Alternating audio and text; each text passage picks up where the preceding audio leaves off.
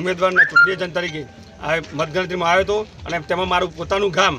જેમાં 626 મતનું કુલ મતદાન થયું હતું એમાં મારા ઘરના જ મારા કુટુંબના જ 179 મત હોવા છતાં આ ઈવીએમમાં ખાલી માત્ર ને માત્ર મારા 11 મત નહીં કરતા મારા પોતાના ગામમાં આ ઈવીએમ જ છબરદાર અને આખી ચૂંટણી જેટલી જે સીટો પર અત્યારે જે છે બધી ઈવીએમના અમને ગોટાળા કરેલા છે તો જ 11 મત કે બાકી શક્ય નથી 11 મત એટલે મારા ઘરનાએ 12 મત તો પોતાના છે એજન્ટ જ 11 હતા। આ સીટ ઉપર આપનો ઉમેદવાર હતો? આ સીટ પર મારા ભાઈ પોતે ઉમેદવાર હતા। આમ આદમી પાર્ટીનો ઉમેદવાર હતો જેને મારા ગામમાંથી 500 મત જતા રહ્યા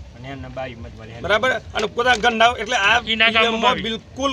અમને ચીટિંગ કરેલું છે આખા લોકતંત્રની અને પથારી ફેરવી નાખી છે એમ કે પણ તો ચાલ આગલી ચૂંટણી એમથી તો કરાય જ નહીં ને આ ફરી કરો ચૂંટણી તો ખબર પડે કે કેટલા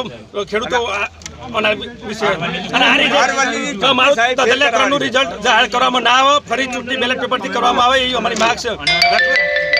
અરવલ્લી આખા જિલ્લા પંચાયતની ચૂંટણી ફરી થાય કારણ કે એક પણ ભાજપનો ઉમેદવાર જીતતો નથી આ બધા ઈવીએમના છબરડાથી જીતેલા છે એટલે માત્ર ને માત્ર ઓને ઉપરથી ઈવીએમ સેટ કર્યો છે બાકી 11 મત નહીં કરવા એટલે